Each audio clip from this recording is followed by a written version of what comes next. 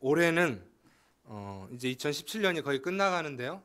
종교개혁 500주년 되는 해입니다. 많이 들어보셨죠? 우리가 믿는 지금 기독교, 이 개신교는 원래 로마 카톨릭이었습니다. 그런데 카톨릭에서 성경을 제대로 가르치지 않았습니다. 그래서 구원을 빌미로 헌금을 불법으로 걷는 등 여러 가지 만행을 저질렀었죠. 그래서 그것을 보다 못한 이제 종교 개혁가들이, 루터를 비롯한 종교 개혁가들이 실제적인 힘은 없지만 하나님을 아는 지식으로 이제 하나가 되어서, 또한 그 안에서도 갈등 속에 있었지만 그러할지라도 종교 개혁을 이루었는데요. 그때 외치던 말이 5가지가 있습니다. 오직, 성경, 그리스도, 은혜, 믿음, 하나님께 영광.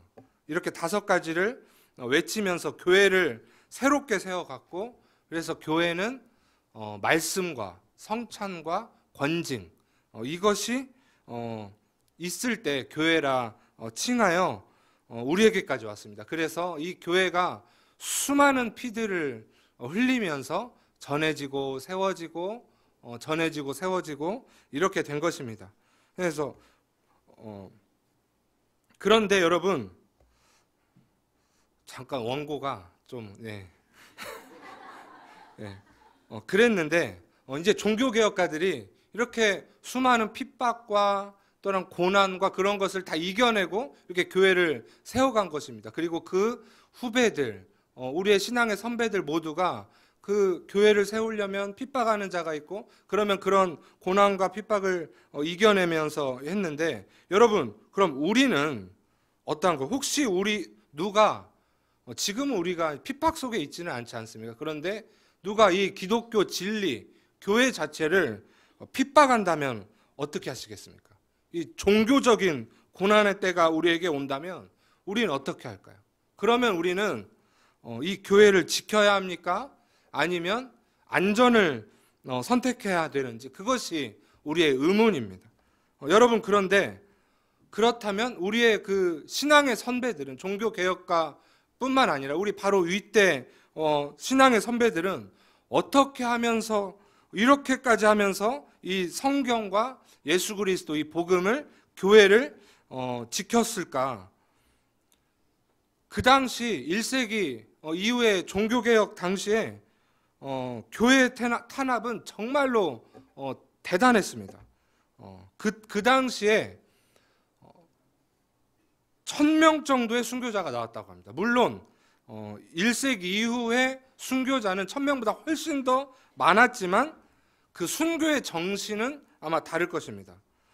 이것을 신학자들이 아닌 사회과학자들의 연구에 의하면 그들의 순교는 이제 제3자가 볼 때 아마 고통보다 상상치 못하는 쾌감도 있었을 것이다. 이렇게까지 표현할 만큼, 물론 이것은 오해이겠지만 그 당시의 순교자들은 매우 담대하고 대범하고 순교를 그렇게 어렵게 선택하지 않았다고 합니다. 유세비우스의 글을 하나 인용하겠습니다. 그 당시의 순교자 로마누스라는 사람에 대한 글인데, 재판장이 로마누스에게 화형으로 죽게 될 것이라고 선고하자 그는 반색하고 열렬한 자세로 판결을 받아들인 후 형장으로 끌려갔다. 형 집행관들은 그를 말뚝에 결박하고 그의 주변에 나무 장작을 쌓아 올린 후 불씨를 살리며 황제의 명령이 떨어지기만을 기다렸다. 여러분, 이때 이제 화형을 당하기 직전인데 로마누스라는 사람이 뭐라고 했을까요? 살려주세요. 제가 한마디만 더 해보겠습니다. 나에게 한 번만 더 기회를 주세요. 이렇게 했을까요? 아니랍니다. 불을 빨리 내려주세요. 불이 지금 왜 안 내려오고 있습니까? 이렇게 담대하게 얘기하자 황제는 이 로마누스를 불로 화형하지 않고 혀를 자르는 고문과 함께 죽였다고 합니다.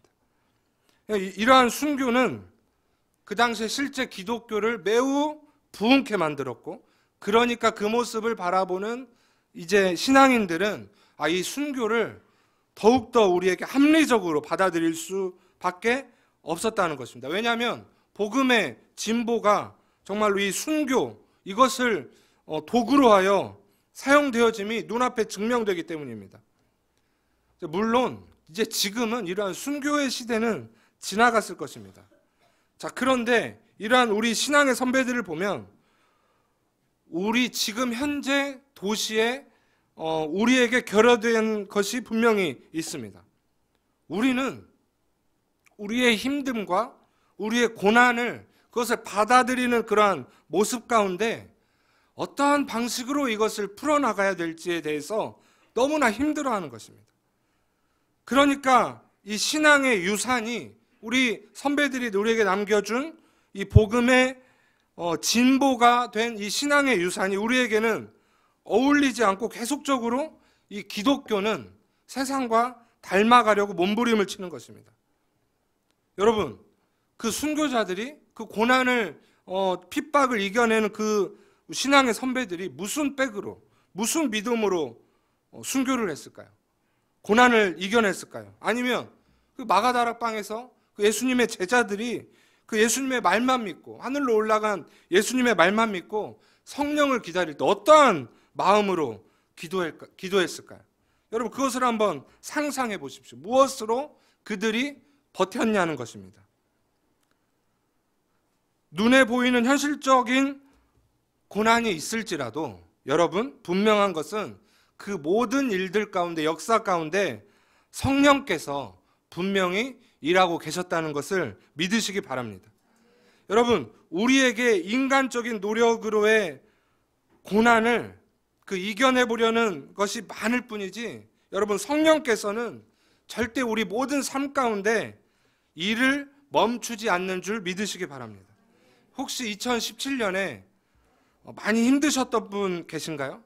여러분, 그렇다면 그것 때문에 주눅들거나 여러분 마음 상해하지 마시고 오직 성경, 나도 똑같이 오직 예수 그리스도, 오직 은혜, 오직 믿음, 오직 영광을 외치면서 담대하게 세상을 살아가시기 바랍니다. 그 버티는 그 순간순간 가운데 성령께서는 우리 가운데 역사하실 줄로 믿습니다. 여러분, 오늘 이러한 이야기로 시작한 이 설교의 본문이 에스겔입니다. 에스겔이 무슨 뜻이냐면 하나님께서 강하게 하신다, 아니면 하나님은 강하시다, 이러한 이름입니다. 오늘 2장 본문에 나온 에스겔은 30살입니다. 30살. 이때 원래는 자기는 30살이 되면 제사장이 될 줄 알았는데 하나님께서는 무엇으로 무엇으로 콜링을 하셨나요? 선지자로 콜링하셨습니다. 하나님은 고난 가운데도 갈급히 간구하는 자에게 찾아가셨음을 우리는 말씀을 통해 확인하고, 또 하나님께서 그에게 하신 일이 얼마나 크신 일인지를 우리는 분명히 알 수 있습니다. 우리 한번 2장 1절부터 5절까지를 한번 읽어보겠습니다. 2장 1절부터 5절 시작. 그가 내게 내가 내게 말하리라 하시며 그가 내게 말씀하실 때 그 영이 내게 임하사 나를 일으켜 내 발로 세우시기로 내가 그 말씀하시는 자의 소리를 들으니 내게 이르시되 인자야, 내가 너를 이스라엘 자손 곧 패역한 백성 나를 배반하는 자에게 보내노라.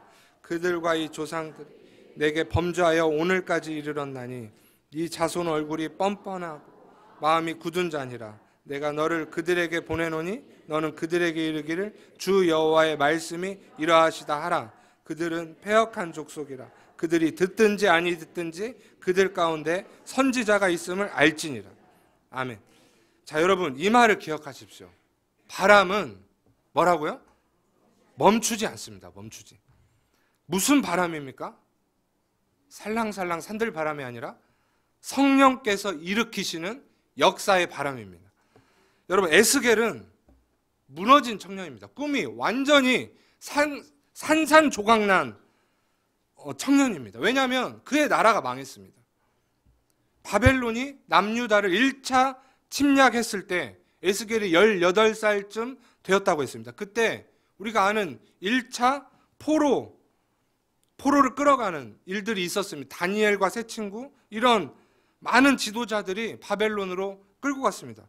그럴지라도 에스겔은 내가 이제 남은 이 유다에서 이제 30살이 되면 이제 조금만 있으면 이제 원래 제사장 집안의 사람이니까 난 제사장이 되어 이 유다를 평정하겠다. 이렇게 하나님의 일을 하겠다. 이런 꿈을 갖고 있었는데 10년도 안 되어서 주전 597년 2차 침략 때 여호와긴, 에스겔 이제 모두가 끌려간 것입니다. 25살. 그러니까 이제 하나님의 종으로 제사장으로 섬겨나갈 자신의 사명 아니면 꿈 이런 모든 것들이 산산조각 난 것입니다. 아니 분명히 하나님께서 그러한 믿음을 주시고 살아가게 하셨는데 이게 무슨 말인가요? 망한 것입니다. 여러분 이 상황 아시죠? 분명히 하나님께서는 나에게 주신 마음도 있고 꿈도 있고 사명이 있는데 아니 내가 할 수 있는 것이 아무것도 없어진 그러한 아리송한 경험들 계신가요? 그러한 상황으로 시간만 흘러가는 것입니다. 모든 것이 가망이 없는 거예요. 포기예요, 포기. 나의 의지 포기가 아니라 이 현실이 나를 포기시키는 겁니다. 그리고 당시의 선지자들은 또 이랬답니다. 그래도 우리는 잘 살 것이다. 그래도 우리는 잘 될 것이다. 그러니까 걱정 안 해도 된다. 이러한 희망적 소망의 메시지만 전하니 이제 유다는 또한 그러한 말만 믿고 그곳에서 포로지만 죄 많이 짓고 살았다는 것입니다. 그러니까 한마디로 하나님의 임재가 아닌 사람의 말만 있었다는 것입니다. 지식은 있는데 기름 부으심이 없다. 이거 굉장히 무서운 일입니다. 하나님의 임재, 이것이 원어로 보면 바람이 몰아친다 이렇게 표현이 되는데 누구도 그 바람, 하나님의 임재를 느낄 수 없는, 하나님께서 일으키시는 그 바람을 느낄 수 없는 그러한 상황인 것입니다. 예레미야만 오로지 미친 듯이 이 백성들에게 위기를 알리는 그러한 상황입니다. 이러한 상황에서 이 포로된 에스겔에게 하나님의 바람, 임재가 일어난 것입니다. 에스겔 1장 1절 내가 그발 강가에 사로잡힌 자 중에 있을 때 하늘이 열리며 하나님의 모습이 내게 보이니 환상으로 하나님께서 하나님의 살아계심을 하늘을 열고 에스겔에게 보여주셨습니다. 그러니까 그는 원래 올해에 30살 되던 올해에 내가 예전에 그냥 유다에 있었으면 제사장이 되는 건데 나라가 망하고 포로로 잡혀오고 이제 그발 강가 이제 여기서 노동을 하던 이제 포로로 잡혀와서 그 주는 밥 먹고 그냥 주는 그 시키는 일만 하는 그런 사람으로 5년을 살았는데 모든 꿈과 소망 다 없어졌는데 5년 동안 조용하시던 하나님께서 30살 되던 그때 내가 원래대로 하면 제사장이 되어야 하는 그 해에 하나님께서는 하늘의 문을 여셔서 하나님의 살아계심과 영광을 환상으로 그에게 보이셨다는 것입니다. 그러니까 답답한 시절에 아무에게도 하나님이 나타나지 않았는데 지금 하나님께서 나에게 이 현실에서 현실 아무것도 해결된 건 없지만 살아계시다고 말씀하시는 것입니다. 그리고는 이제 제사장이 아닌 무엇으로요? 선지자로 그를 부르시는 것이 2장입니다. 인자야 내가 하는 말을 그들에게 해라. 이렇게 하나님의 말씀을 전해라. 선지자로. 여러분 우리가 이 오직 성경을 외치는 이유가 무엇인지 아세요? 성경 자체가 하나님의 말씀이기 때문입니다. 당시에 선지자라고 하는 사람들이 기쁨과 소망만 전한 것이 유다 백성의 죄를 더욱 깊게 만들었습니다. 이유는요? 하나님이 직접 말씀하신 것이 아니기 때문입니다. 그런데 에스겔에게 하나님의 영광, 임재가 나타나서 당신의 말을 전하라는 것입니다. 그 백성들 무엇하다고요? 패역하다. 그 백성들 패역하다. 그 백성들이 나를 배반했다. 그들의 마음이 굳어졌다. 이제 이러한 나의 말, 이것이 여호와의 말씀이시다. 이렇게 그들에게 전하라는 것입니다. 어떻게? 그들이 듣든지 아니 듣든지 전하라. 하나님 나는 못해요. 이렇게 핑계댈 틈이 없습니다. 에스겔의 형편에서도 이제 꿈이 다 사라진 줄 알았는데 그 하나님이 다시 찾아오셔서 성전도 없고 성도도 없고 아무것도 없지만 이제 모든 사람들 대상으로 외치라는 그 메시지 앞에 이제 그들이 듣든지 아니 듣든지 외치라. 이 말을 외치라. 이 하나님의 역사를 외치라. 여러분, 이 하나님의 임재를 에스겔이 물리칠 수가 없는 것입니다.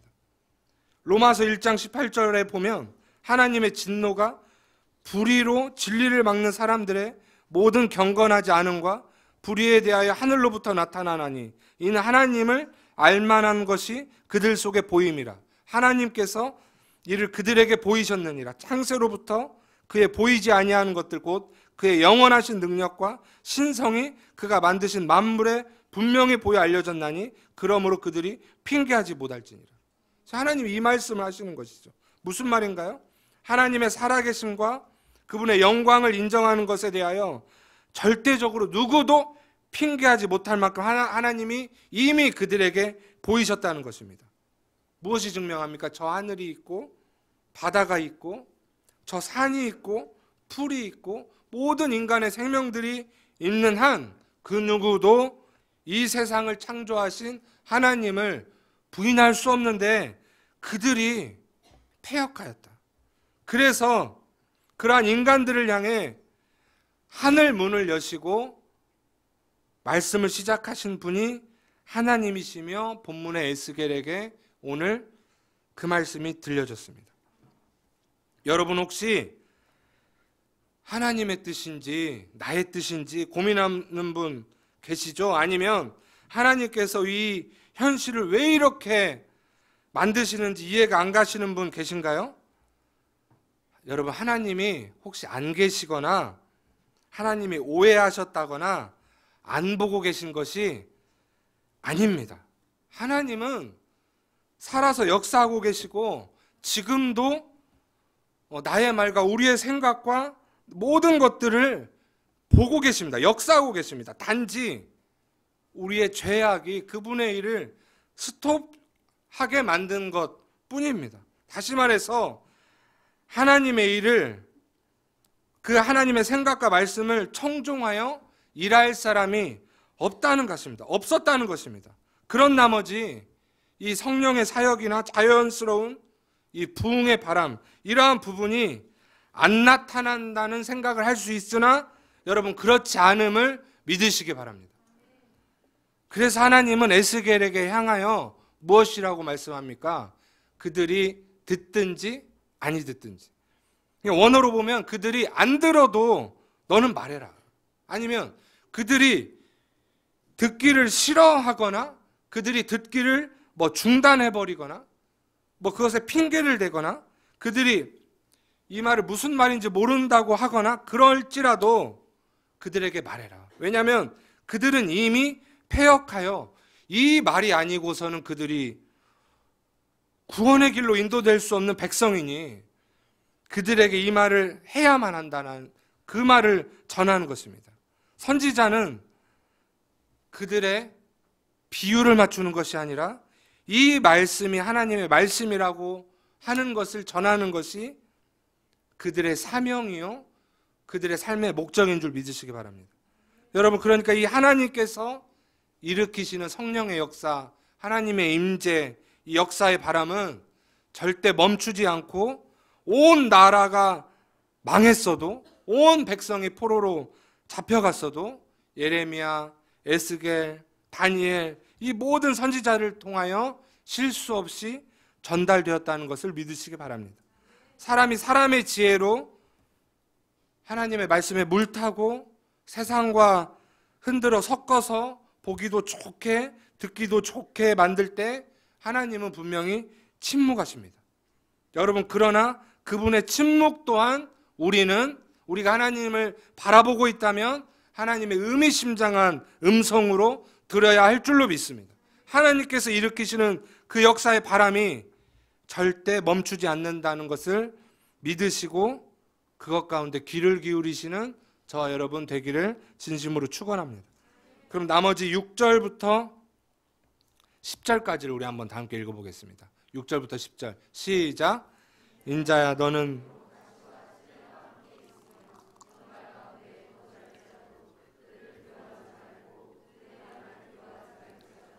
그들은 패역한 족속이라도 그 말을 두려워하지 말며 그 얼굴을 무서워하지 말지어다. 그들은 심히 패역한 자라. 그들이 듣든지 아니 듣든지 너는 내 말로 고할지어다. 너 인자야, 내가 내게 이르는 말을 듣고 이 패역한 족속같이 패역하지 말고 내 입을 벌리고 내가 내게 주는 것을 먹으라 하시기로 내가 보니 보라 한 손이 나를 향하여 펴지고 보라 그 안에 두루마리 책이 있더라. 그 안팎에 글이 있는데 그 위에 애가와 애곡과 재앙의 말이 기록되었다. 아멘. 자, 여러분, 바람이 불 때 두려워하지 마시기 바랍니다. 하나님의 바람, 하나님의 임재, 하나님의 응답, 하나님의 음성, 성령께서 주시는 감동과 그 은혜, 역사, 물밀듯 몰아치시는 그 주님께서 하시는 일, 주님만이 하실 수 있는 일, 그 앞에서 우리가 그것을 막 달라고 그렇게 애원하고 굴르고 그렇게 했어도 실제 그러한 일이 일어나면 우리 인간들의 모습은 뭐예요? 주여, 이건 아닙니다. 이런 모습 아니잖아요. 여러분, 이렇게 두려워하지 마시기 바랍니다. 두렵다, 나는 아직 아닌데. 여러분, 그래서 너무 그러니까 지금 한국에 교회는 엄청 큰 교회들 많고 성도도 엄청 많은데 모든 곳곳마다 크리스찬들이 분명히 한 명 이상은 있을 것인데 그 모두가 세상에 졌습니다. 창피해합니다. 오히려 세상을 원하고 있습니다. 세상을 달라고 하나님께 구합니다. 그런데 하나님은 에스겔에게 이렇게 말씀하셨습니다. 너 인자야, 하나님의 사람아, 너는 이 하나님의 말씀 앞에서 두려워하지 말라. 그러니까 두려움을 조심해야 한다. 두려움이 찾아올 것이다. 절대적으로 가장 큰 적은 눈앞에 보이는 현실이 아니라 네 마음에 무엇이라고요? 두려움이다. 6절에서만 뭐라고 합니까? 그들을 두려워하지 말고 그들의 말을 두려워하지 말지어다. 그 말을 두려워하지 말며 그 얼굴을 무서워하지 말지어다. 4번이나 말씀하고 계십니다. 그러니까 그들에게 이 여호와의 말씀을 전하기 위하여 그 전에 에스겔에게 찾아온 것은 무엇입니까? 두려움이라는 것입니다. 모세에게도 말씀하셨죠. 모세가 얼마나 두려워했습니까? 예레미야는 어떻습니까? 예레미야 1장 7절 8절 우리가 잘 아는 말씀입니다. 여호와께서 내게 이르시되 너는 아이라 말하지 말고 내가 너를 누구에게 보내든지 너는 가며 내가 내게 무엇을 명령하든지 너는 말할지어다. 두려워하지 말라. 그러니까 문제는 이 하나님의 거대한 음성과 역사하심 가운데서 우리의 두려움입니다. 하나님의 말씀을 구했지만, 그 하나님의 일을 구했지만 현실 앞에서의 실제적인 응답 앞에서는 이거 하나님의 음성 아닌 거 아니에요? 이거 나에게 말씀하신 거 아닌 것 같은데? 하신 것 맞잖아요. 그렇죠?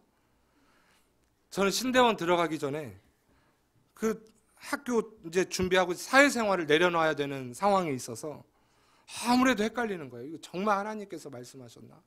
아닌 것 같기도 하고 긴 것 같기도 하고 그래서 힘들어서 금식 기도하러 기도원 2번 올라갔습니다. 일주일씩. 하나님 말씀하옵소서. 주의 종이 듣겠나오. 얼마나 막 이 잔을 돌이키시려거든 하면서 막 들은 건 많아가지고 하나님께서 뭐라고 하신 줄 아세요? 정확하게 고마해라. 많이 말했다 아이가. 네. 이렇게 사투리로는 말씀 안 하셨지만 딱 이 느낌이에요. 제발 좀 그만 물어봐라. 언제까지 물어볼 거야? 언제까지 고민만 할래? 여러분, 그 우리에게 두려움이 문제인 것입니다. 그렇다면 그 두려움을 어떻게 이기나요? 첫 번째로 그들과 같이 뭐하지 말고 패역하지 말고, 둘째 내 말을 듣고 먹어라. 그들과 같이 패역하지 말고. 그러니까 하나님은 에스겔에게 직접 말씀하시면서도 경고하시죠. 너도 두려워서 패역해질 수 있다는 것입니다. 하나님 말씀을 들었어도. 그러니 인자야, 이렇게 말씀해 주십니다. 인자야, 나의 말을 전할 때 큰 반대나 큰 오해나 어떤 어려움이나 그러한 상황에 부딪혀도 두려워하지 말고 뭐 하지 말라? 패역하지 말라. 혼자인 듯 하여도 네가 혼자가 아니다. 여러분, 순교자들이 왜 순교했다고요? 그들의 뜻에, 이 현실에 동의하면 나 순교 안 당할 수 있지만, 두렵지만 힘들지만 내가 패역해지지 말고 여기에 물타 내가 합리화하거나 동화되지 않고 차라리 죽음을 택한 것이죠. 그러니까 우리는 죽음은 아니죠. 이제 우리에게 죽음이 아니라 이제 우리는 어떤 외로움 앞에서, 아니면 어떤 경제적인 손해, 손실 앞에서, 아니면 나의 욕심 앞에서, 나의 아니면 어떤 계획이 무너지는 것 앞에서 우리는 두려워합니다. 여러분, 이때 우리가 패역해지지 말고 두려움을 벗어버리고, 우리 하나님 나라를 살아가는 그리스도인인데, 하나님 나라는 영원한데, 우리가 그 하나님 나라를 살아가고 그것을 확장하는 사람들인데, 그 가운데서 패역해지지 마시기를 진심으로 축원합니다.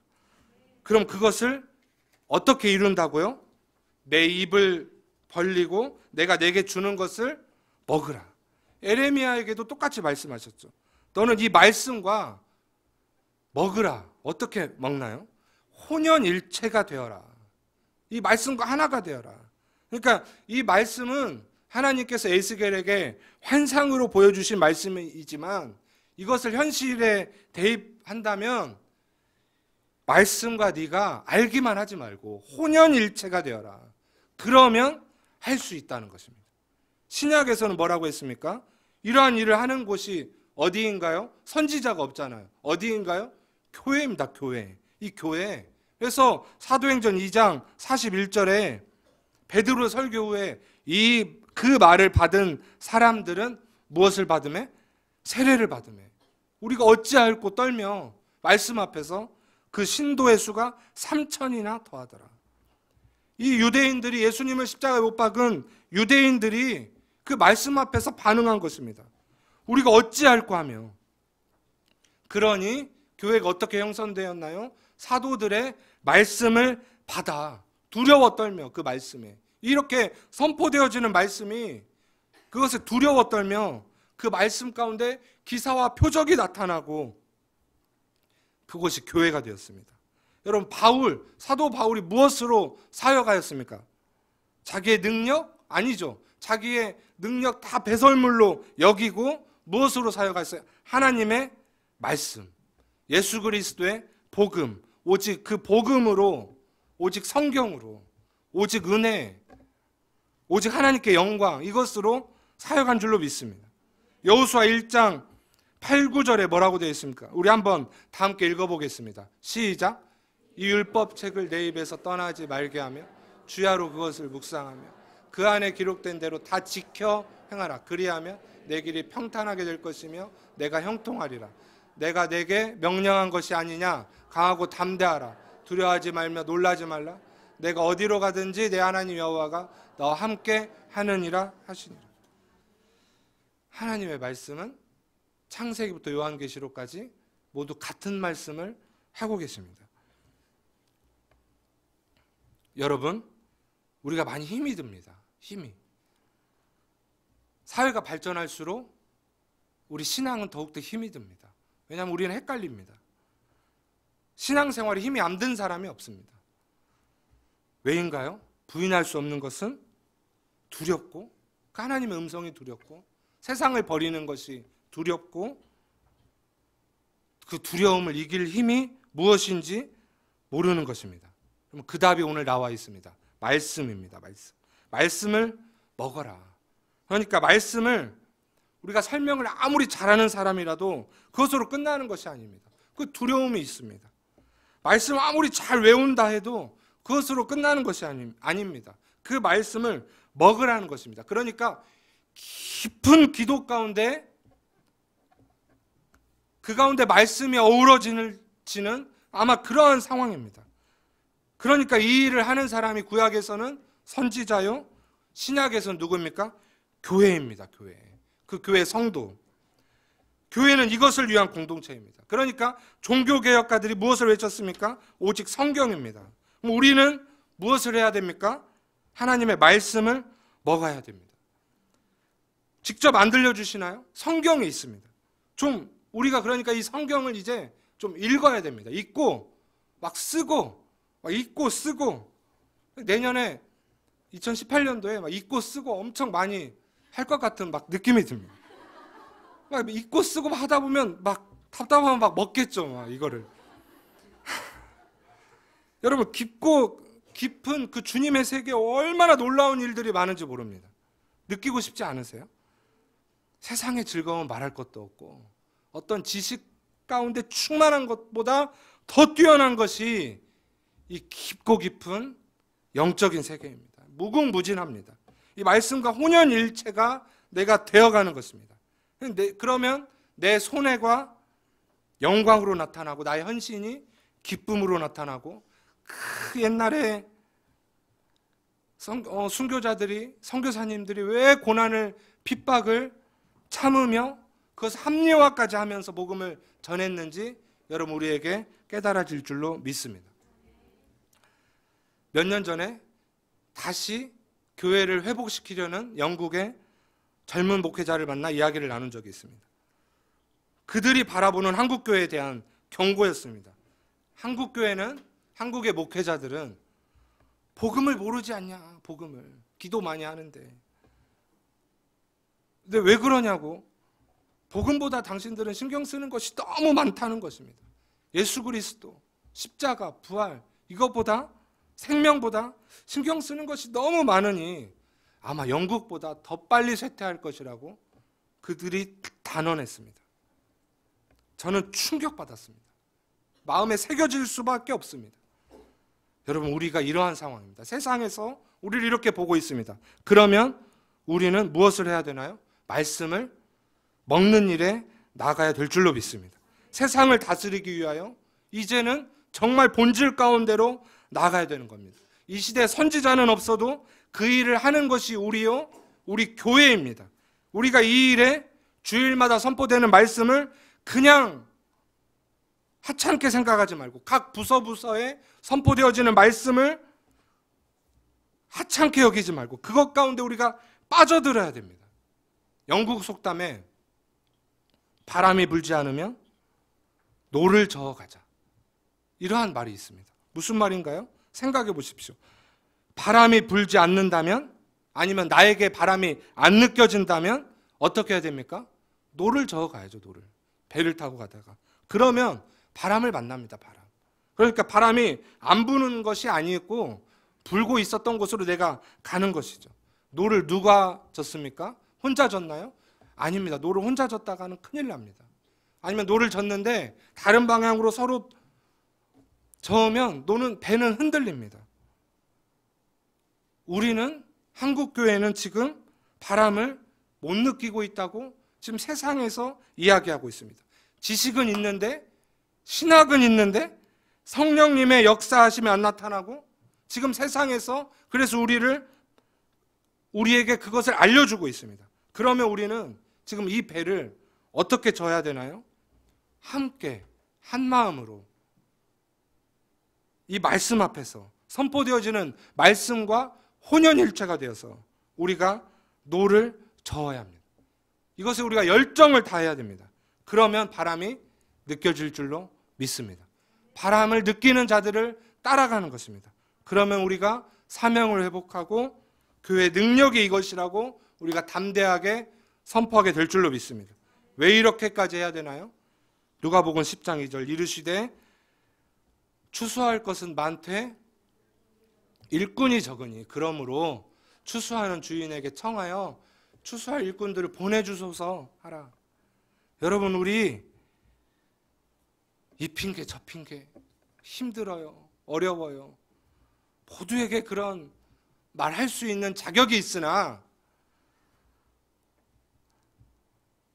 말씀 따라 가보시기를 진심으로 축원합니다. 이유는 모를 수도 있고 방법도 여러 가지여서 모를 수도 있으나 여러분 예수님께서 지금 다시 오셔야 하는데 온 열방 가운데, 아니 우리 지역 가운데, 우리 집안 가운데 지금 구원시킬 사람들이 많은데 일꾼이 없어요. 시키는 대로 할 일꾼이 없다면 여러분, 우리가 그 일꾼 되면 되는 것 아닙니까? 우리가 이 말씀 따라가는 저와 되기를 진심으로 축원합니다. 예수님이 가신 길 가운데로 내가 주님 가겠습니다. 주님께서 이끌어 주십시오. 이 말씀이 마음속에서 깨달아지게 하시고 말씀이 나에게 깨우쳐지게 하시고 혼연일체가 되는 깊은 기도 가운데로 나아가게 하여 주시옵소서. 여러분, 그런 저와 여러분 되기를 진심으로 소망합니다. 우리 이 시간 한번 다 함께 찬양하면서 나아갔으면 좋겠는데요.